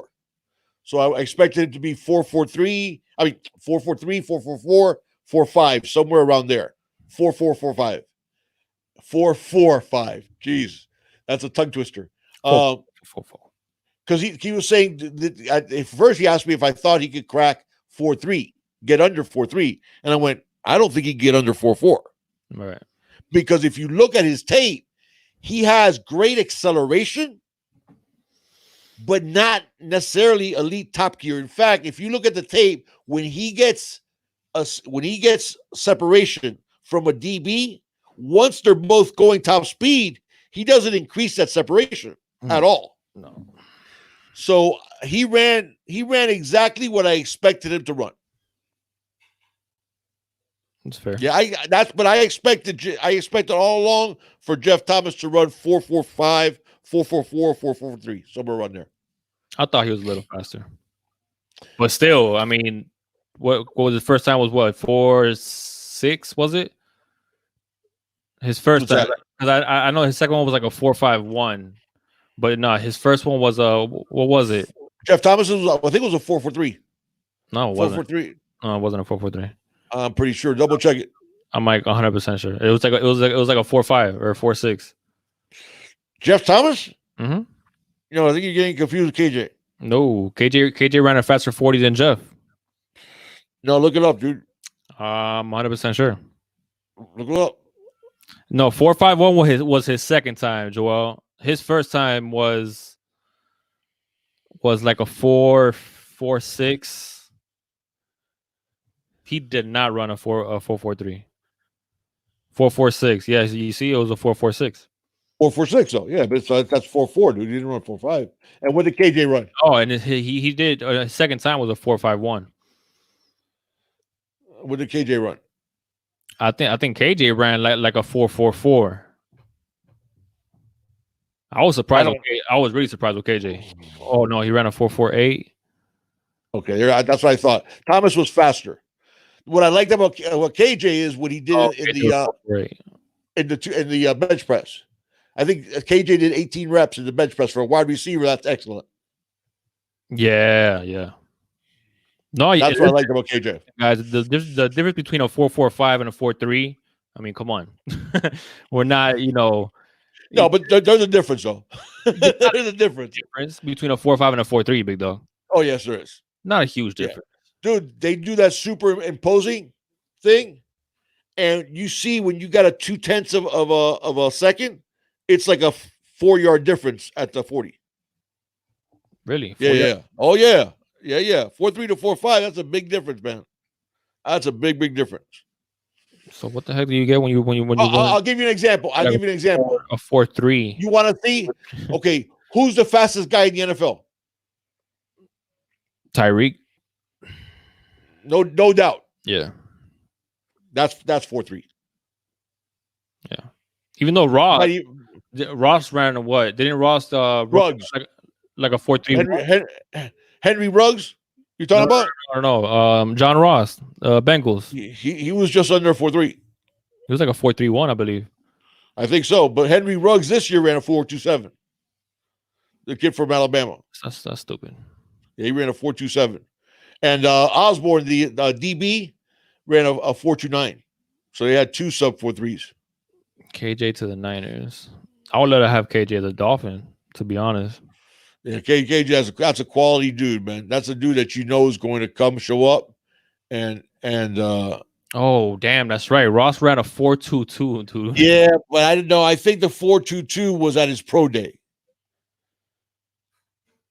Oh, are you guys sure that was at his laser? Or was that on pro day? Tyreek will beat that 40 record. Yeah, Tyreek Hill is freaky fast. That's what I'm saying. So you're looking at a league of really fast people. Look how fast Tyreek Hill looks. Yeah, no, Ross. I remember Ross running that at the combine. I didn't at the combine. James, he did a 4.22 at the combine. Yeah, I think it was. Yeah, but I didn't think it was a 4.22. Saying that he beat Chris Johnson's time. Yeah, I remember him being Chris Johnson's time. Yeah, no, I remember it being at the combine. I just forgot it was a 4.22. I know for sure it was at the combine. You know who said that he ran a 4.1 and change? And I tend to believe him. No, who ran a 4.1 and change? Oh, who? Yeah, you guys are right. Yeah, he did run 4.22 at the combine.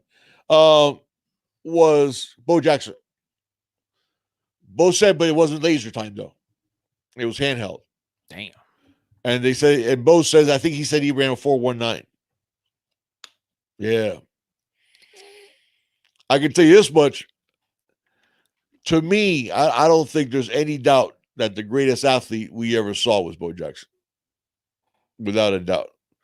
The things that he could do were not human. If there was ever a superhero, it would have been Bo Jackson.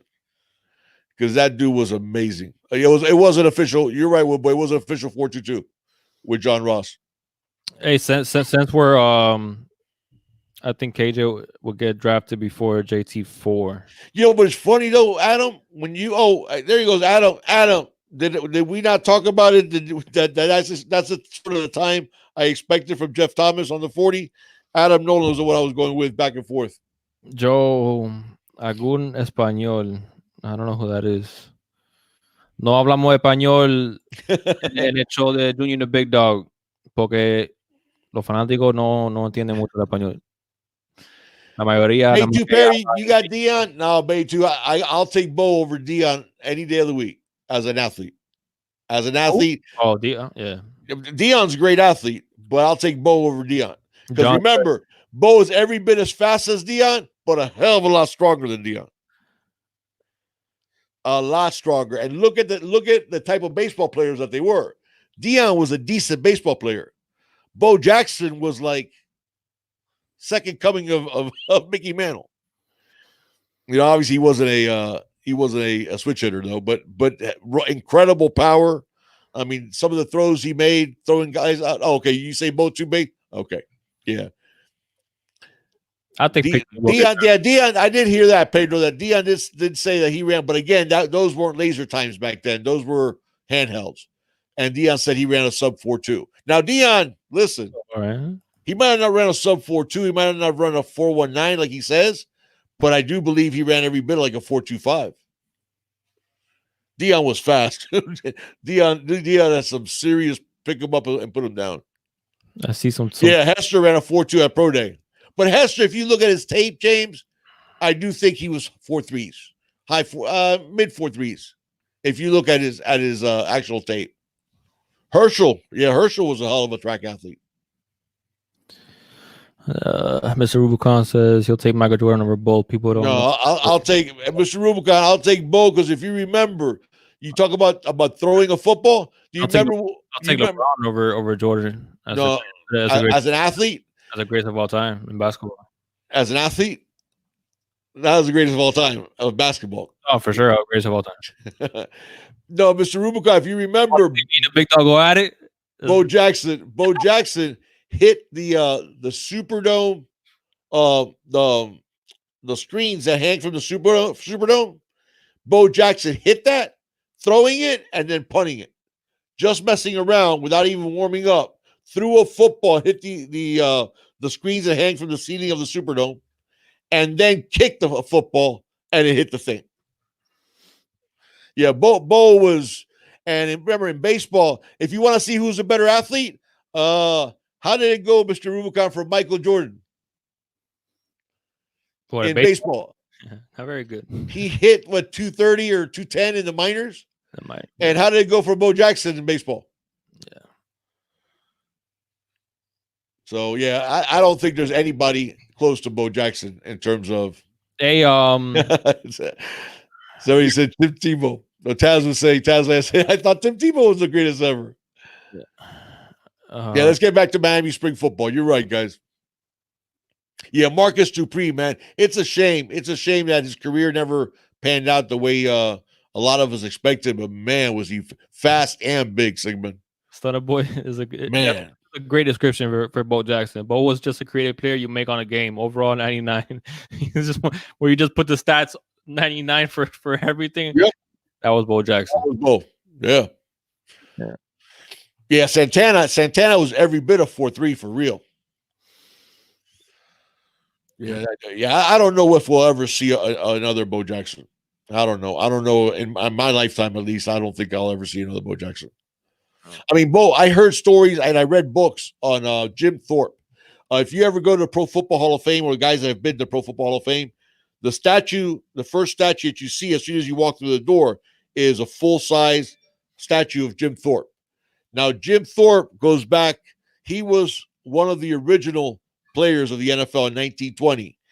He won gold medals in the Olympics that were taken away subsequently because back then you had to be an amateur, and they found out that he had actually been a professional. So they took away the gold medals. But he won the decathlon in the Olympics, played center field for the Yankees, and played in the NFL. And that gives you an idea what a great athlete Jim Thorpe was. And it says something that when you go to the Pro Football Hall of Fame, the first statue that you see by itself is Jim Thorpe's as soon as you walk in through the door. Yeah. So that's a guy that I know, he was going way back in the day. But Jim Brown was amazing. Jim Brown was an amazing athlete. Great lacrosse player too. One of the cool, one of the best, one of my favorite. And we had a lot. We have a lot, Big Dog. But when me and you went to Canton, man, that was. Yeah, we actually went a couple of times. I want to go again, though. Yeah. yeah, heck yeah. QBs, man. Let's start wrapping it up a little bit, Big Dog. So what did you think based on the very little that we saw about the quarterbacks? And more or less what I expected. Yeah. More or less I would expect it. I think the Eric King's taking his role. I'll be out there, Kings for life at the spring game. I think he's taking his role as the leader of the team. The Bronze. What's that? Nothing. Go ahead. Oh, I think the Eric King's taking his role. I think we're seeing already the difference that Rhett Lashley is making because most of the times last year, remember, it always takes the offense more time to get with it than it does the defense. Right? Yeah. Yet we're seeing offensive numbers that are pretty decent, and it's because of Rhett Lashley's offense that he's making that pairing a lot more even than it has been in the past. Greg Rousseau and Jalen Phillips proving to be unblockable is not a surprise. No. Glad to see D Wiggins getting off to a good start early. D has tremendous talent. He's 6'3", which you can't teach. Big Bang Entertainment. Go ahead. What's up, Big Bam? Thank you for the donation, man. He says, "What's up, fellas? I'm digging what is being reported about spring practice up tempo and the overall attitude of players." Thank you so That's much for the donation, Big Bam. that's another thing we haven't really talked about much is the interviews, man. Yeah. I don't know. It seems like the players are just I don't know. It's a little different. I think there's a chip on the shoulder of a lot of guys. I think a lot of guys took to heart the kind of season that we had, and I think a lot of guys are excited about this offense. And man, Cam Harris, he just looks so different. He knows he's the guy now in that running back room. Besides, Manny Diaz said it himself about him probably putting in the most amount of work in the weight room. But I don't know. The interviews from last year to this year with Harris feel like night and day. At least for the only interview that we've seen this year of Harris, Yeah. he looks like he's really ready to take on this leadership role. Yeah. And he looks like Hey, and in all fairness, he learned behind the best leader we had on the team in Mr. DJ Dallas. right, but he just looks like He's pissed off. he's ready to fill the DJ Dallas role. Yeah, he is. No, he is 100%. Yep. But he just has. I'll tell you something, man. I've always liked Harris. Don't get me wrong, but I was like, it's gonna be nice to see Chaney once he gets healthy, and then Rooster and Burns. I'm excited to see Harris. Yeah. I'm excited to see Harris because he just looks different, man, and he looks like he's tuned in, focused, big, and he's ready. He's ready to take on this load. So it's gonna be exciting to see Harris this year. I'm expecting a big year from Harris. Just his demeanor. If you guys haven't seen his interview from I believe it was the first day or first or second day of practice. His demeanor. It's on YouTube. It's on Kings All Access. If you guys want to catch it, all the interviews are on Kane's All Access on YouTube. He just looks different, man. He just looks different. I don't know if he's gonna get that much wholesome, but I think he will. I think he does. Really? Barring injury. You have to remember, people, guys. I keep saying this. And I keep saying this. The spread is a running offense. Guys have to get that in their heads. You hear spread and you hear 3 wide, and you hear 10 personnel and stuff like that. People are like, oh, that's a passing offense. The spread is a running offense first. People need to remember that. We're gonna do one of those chalkboard breakdown stuff. I like to do it also with Wholesome too. But guys, the spread, if you say what's the number one purpose of the spread, it is to get a number. What's that?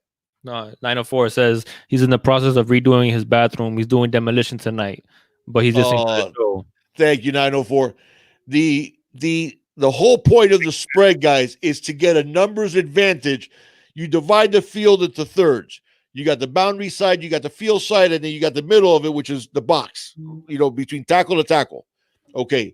So what you want in one of those 3 places is to have a numbers advantage, meaning either one more offensive player than defensive player, or even when you're even, you're still regarded as having the advantage. Okay. The spread offense is designed to get that advantage. Guess when you have the advantage most often? Guess where? Inside the box. So the spread is designed. I know you guys are going to be shocked by this. I believe, if I'm not mistaken, I'm going by memory, but I believe SMU ran the ball 51% of the time last year. So they ran the ball more often than they passed. With all those numbers that they got, they were 41, at 41 points a game and averaging over 80 plays and almost 500 yards. They ran the ball more often than. In fact, look at the statistics for their running backs. Yeah, their number 2 running back, I think, had more carries than our number 1 guy. Mm-hmm. Okay, that's now, John. One of the other things you also get from the spread is that you're running up. Not only are you running up tempo where you're tiring the defense out, running up tempo where they can't substitute. So now, if you have, for example, this is what I wanted to see Enos do, and Enos didn't do it, and then use the excuse that basically he's trying to say that the players weren't smart enough to run an up tempo, that they didn't have a grasp of the offense. But the way this is designed is this: I start off in 12 personnel.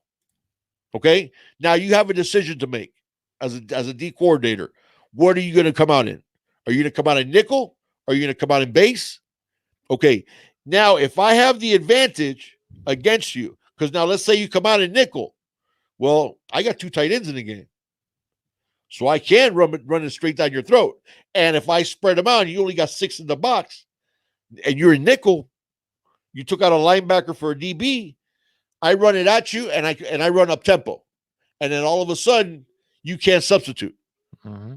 Okay, so even John, I'm not saying that it all of a sudden makes a bad offensive line into a great one, but you minimize as much as you can the inability of not having a good offensive line, because you're tiring out the opposition. You're getting a numbers advantage in the box.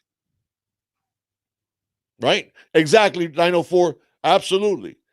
So you're going to see us running the ball quite a bit. Quite a bit. So keep that in mind, guys. You're going to see a lot of runs and a lot of times that we'll get mismatches. And with the tempo, we're going to keep those mismatches on the field. So I'm excited to see that kind of production from our backs. Yeah, me too. Because we've had the talent and haven't used them right. Yeah. So, Tony Jones says our own line won't have to face a fresh 4 down lineman with tempo. There you go, Tony. You got to tire him out. Exactly right. And Tony, and even more important than that is that when we get a numbers mismatch, when we get the type of defense that we can, again, using that example of using 12 personnel, which is 1 tight end, 1 running back, and 2 receivers. You used 12 personnel.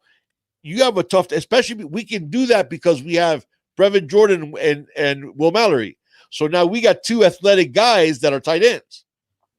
So are you going to just play base? Okay, now you have a linebacker covering one of our athletic guys. Yeah. Oh, so you're going to go nickel. Okay, now I got a 2 tight end set, and I'm running it downhill at you. Right. And up tempo. Yeah.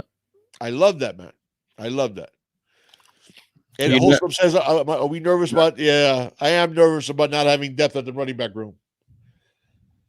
But we could always, I guess, if worst comes to worst, we could try to move somebody over there. But man, I don't like only having 4 scholarship running backs. Yeah. Put in Tate as a running back. Worst case scenario. Yeah, they are iffy health wise. Yeah, I know. He's not gonna run any 2 tight end sets. I don't know about all that. Mr. Rubicon, I doubt that that's the case. I don't. Yeah. I wouldn't. You got to use your roster, and we have our tight ends are mismatches, are nightmares. Yeah. Austin, I haven't heard anything on Burns transferring at all. If somebody has, then let me know, because I haven't heard anything. No. I expect Burns to, no pun intended, to get more burned this year too. Why are people saying Larry Hodges? What, for running back? No, talk about tight end. Talk about the tight ends. Yeah, I like Larry Hodges too, but the top 2 guys that we have there. And listen, don't forget Dominic Mammarelli either. Yeah. I wouldn't pay much attention. Like Tyler Van Dyke was also throwing with the second team on 11s yesterday. I wouldn't, and I think Harris was running with the 2 as well. Don't put any kind of weight on firsts and seconds, and right now, John Paul. It's okay. what Like they if do. you tell me Harris is running a lot with the threes, then what the heck is going on? But Right. they're gonna try to get a lot of guys snaps with the ones. Well, and on top of that, remember he uses it as a reward for your winter, workouts and stuff like that, and going to class.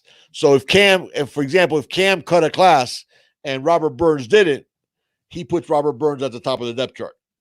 Right, but I don't. So, But and I'm not saying that that's what Cam right, did. I'm just saying right. and he uses it as motivation for winter, for workouts, for going to class, for film study, for all those things. Yeah, but I wouldn't. Don't look too much into where Yeah, where guys are now. on first team and second team. I think because a lot of people were trying to hype up that TVD was throwing with the second team on 11s and on 11s, and I'm just like cool, but you know I think that Cozy's gonna be the backup to King when it's all said and done. How it shapes up after that, you might be looking at who knows who starts to stick their neck out. A lot of people are talking about Van Dyke, but I feel like one of the guys that's getting overlooked is Matocha. Matocha. Yeah. I think Matocha's getting overlooked, and that kid has a lot of talent as well. So he's obviously a year ahead of Van Dyke. So I mean, yeah, we'll see how it shapes up. But yeah, they're Stunner Boy. They're just mixing it up. There's nothing solid, man. Yeah. John Paul brings up what Burns did on that famous camp when he was like 13 years old. That was ridiculous, man. Thank you, Kane fam. Appreciate that. Kane fam 101. Tabardine says TVD will be number 2. Watch by the end of the summer. I don't know, man. Don't trust me. I'm on the TVD train. Yeah, he loves TVD. I think Nkosi's the backup. Yeah, and yeah. I think Now TVD might very well be number 3. I believe that, but we'll see. We'll see how it shapes up. But I actually still think Matocha ends up number 3 this year. Now next year, I think it'll be a truly open competition between mind you, this is assuming we don't get any more transfers, but with Nkosi, his last hurrah, and then this transfer game because we're gonna get no more quarterback commits to Miami if we keep on trying to get transfers and starting them. Don't get me wrong, if you have a guy like King out there, fine, and especially considering our quarterback situation last year. But you want a guy that's going to be the guy for a few years, Yeah. Well, absolutely. No, and Desmond says that Matocha's a sleeper. Desmond, to your point, no, he is for a sure. lot of people, guys. If you guys, I've said this before, but if you guys didn't hear it, I want to repeat it to you. The reason that Matocha was ranked as a 3-star when he came out, for you guys that don't know what happened, was Hurricane Harvey when it hit Houston, because he's a Houston kid. It literally devastated like Matocha's family. So Matocha did not go to any of the camps, did not go to a lot of these things this is where quarterbacks get their names out there. So Matocha didn't get the burn that was expected by a lot of people because of what happened with his family. Right. So but if this is a young man who's high jumped 6'9", literally had never been a high jumper, one of the track coach asked him to come out, and he wins the state title. Right. That gives you an idea what type of an athlete Peyton Matocha is. Mm-hmm. So don't be surprised, guys, that Matocha starts working his way up, and next year I think it'll be a legit open competition for the quarterback job, with obviously Perry, with Nkosi being the favorite. So we'll see. We'll see what happens. Well, we're closing in now on 2 hours, Big Dog. So let's go ahead and get out of here, man. Yeah, he is. He's all 6'4", also. Yeah, he is. I got some kids to bathe. And TVD is a big dude also. They're both big dudes. Yeah, absolutely. Orange and green blood. Guys, again, in our library, we have a breakdown of Matocha. And you guys watch that breakdown, you'll get excited about him also. Trust me. He's a much better quarterback than people think. Yeah. Thank you, Wholesome. Thank you, Primo. Hey, guys, if you guys are still with us or you're watching this on the What do you got? Rewatch Squad. There you go. Hashtag Rewatch Squad, man. And if you haven't already, man, please subscribe to Junior and the Big Dog. Hit that like button before you get out of here, or just hit that like button if you're watching this now. Hit that notifications bell so you can notify anytime me and the Big Dog do go live or just upload videos. We go live every single Wednesday at 7 p.m. Eastern time. So, thank you for everybody joining us tonight.